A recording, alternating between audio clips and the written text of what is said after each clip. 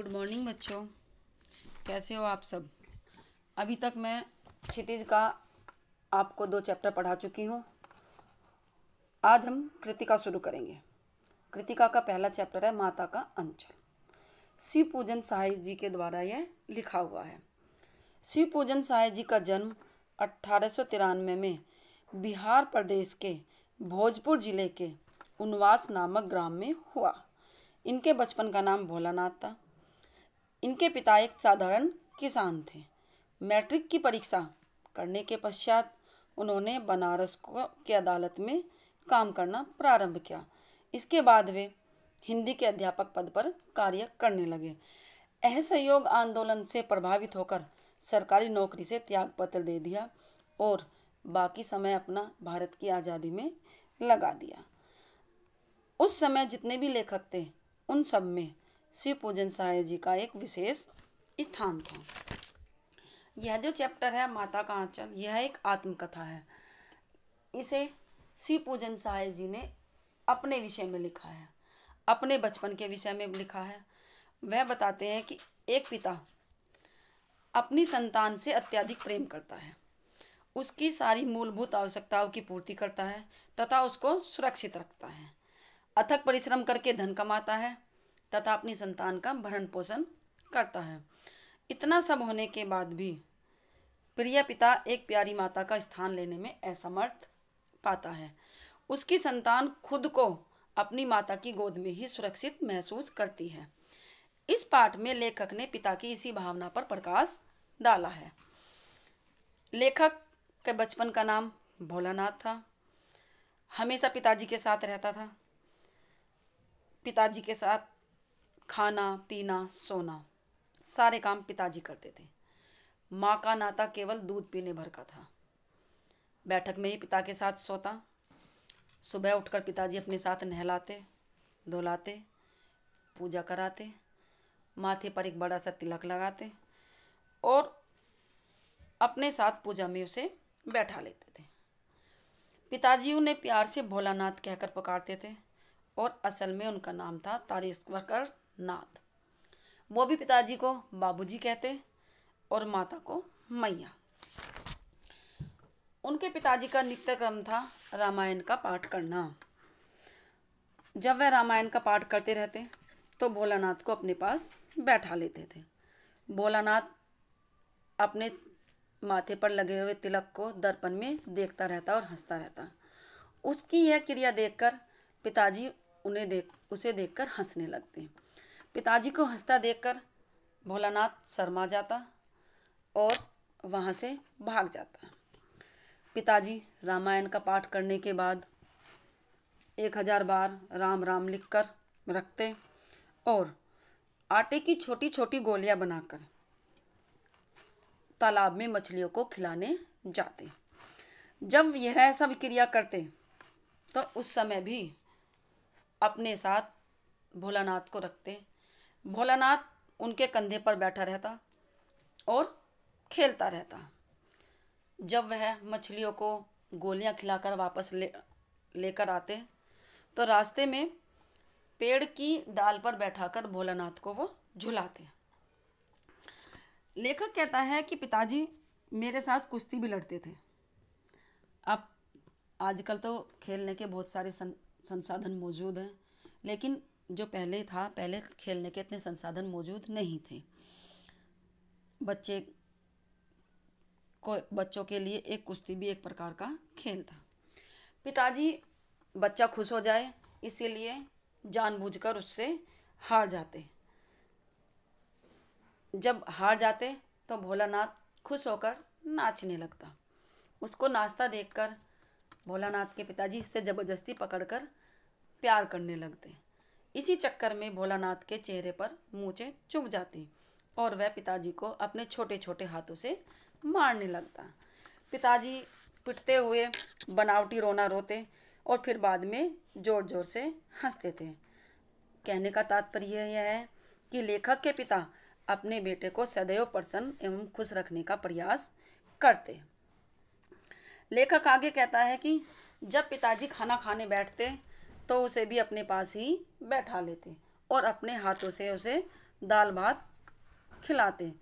पेट पूरा भर जाने के बाद भी माँ उसे और अधिक खिलाने का हठ करती और पिता से कहती कि यह क्या, ये छोटे छोटे कोर खिला रहे हो, छोटे छोटे कोर खिलाने से बच्चे का पेट नहीं भरता। वह कहती, जब खाएगा बड़े बड़े कोर तब पाएगा दुनिया में ठोर। उसके बाद भी माता उसे ज़बरदस्ती खिलाती।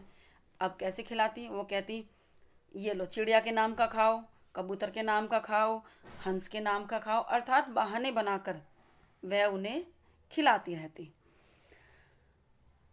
इतना सब के बाद में वह उनकी माता उन्हें पकड़कर उनके सिर पर कड़वा तेल लगा देती तो वह रोने लगता।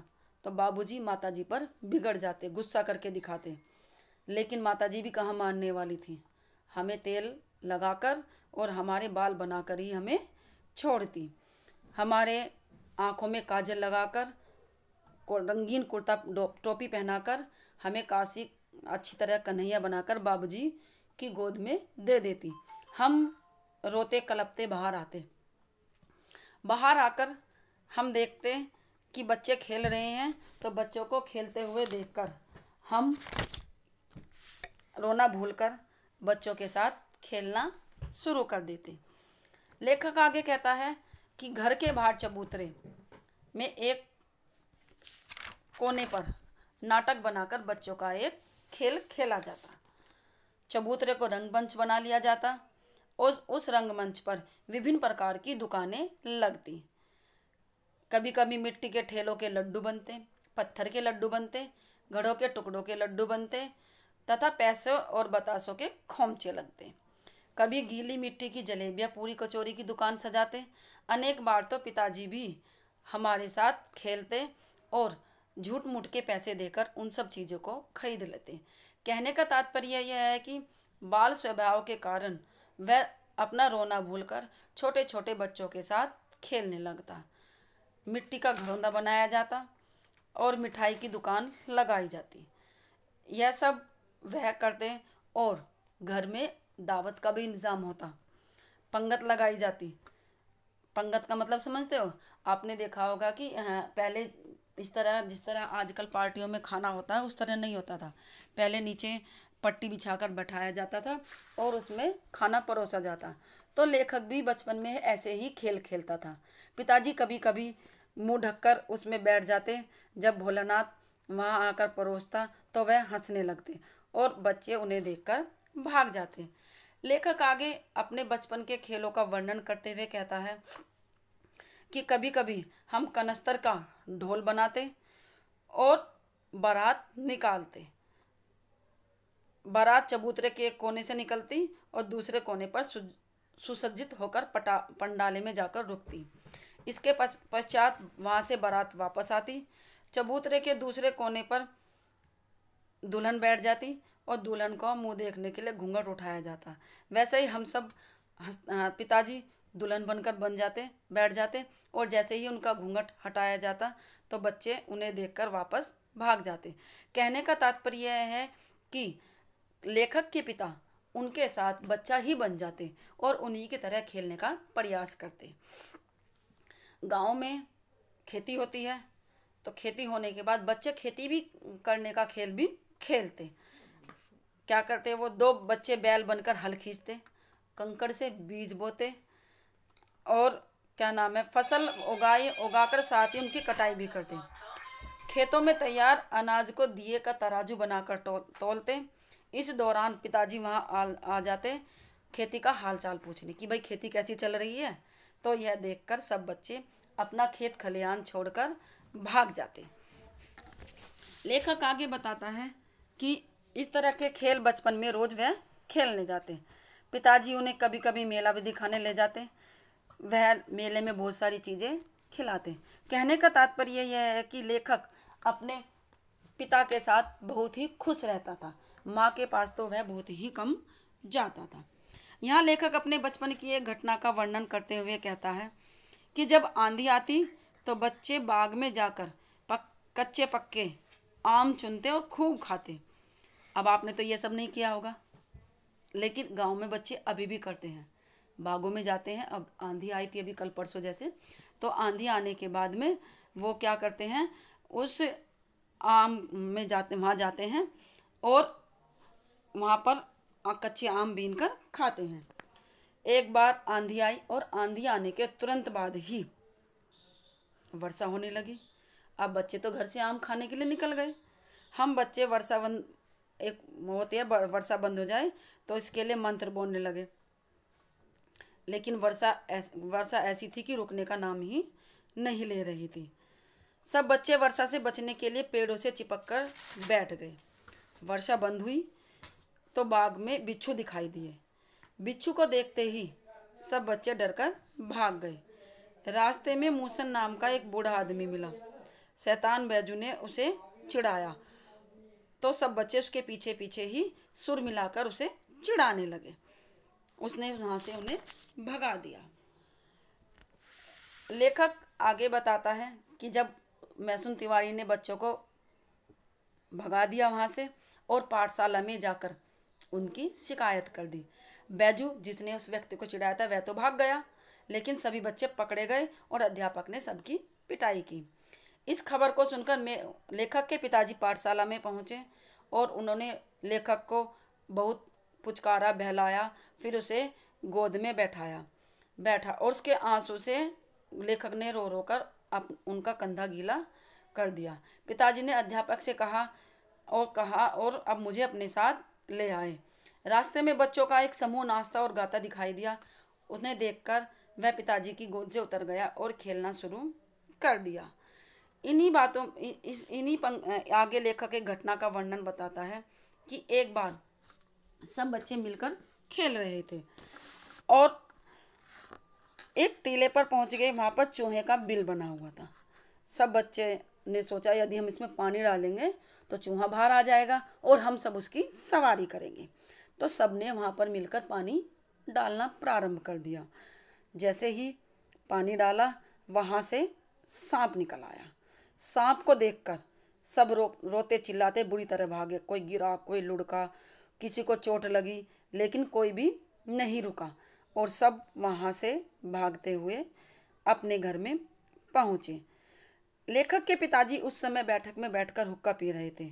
उन्होंने भोलानाथ को आते हुए देखा तो बड़ा आश्चर्य हुआ और उन्होंने भोलानाथ को आवाज़ लगाई, परंतु वह पिता के पास नहीं रुका और सीधा माँ के पास पहुँचा। माँ उस समय खाना बना रही थी और मुझे डरा हुआ देखकर रोने लगी और अपनी गोद में मुझे बैठाकर अपने आंचल से पोंछती हुई प्यार करने लगी। लेखक कहता है कि मैं माँ की गोद में छिप गया और मुझे जो चोट लगी थी उस पर मेरी माँ ने मुझे दवाई लगाई। पिताजी भागे भागे आए और मुझे अपनी गोद में लेने का प्रयास करने लगे, परंतु मैंने माँ की गोद नहीं छोड़ी और पिताजी के पास जाने से इनकार कर दिया। वह माँ जिस माँ के पास केवल मैं दूध पीने के लिए आता था, मुसीबत पड़ने पर भी मैं उसके पास ही आया, क्योंकि माँ का आंचल में बच्चा अपने आप को सुरक्षित महसूस करता है, उसे प्रेम मिलता है, शांति मिलती है। इसीलिए कहा गया है कि माँ सबसे बड़ी होती है, क्योंकि उसकी गोद में आकर बच्चे को लगता है कि अब उसे कोई भी कष्ट नहीं पहुंचा सकता।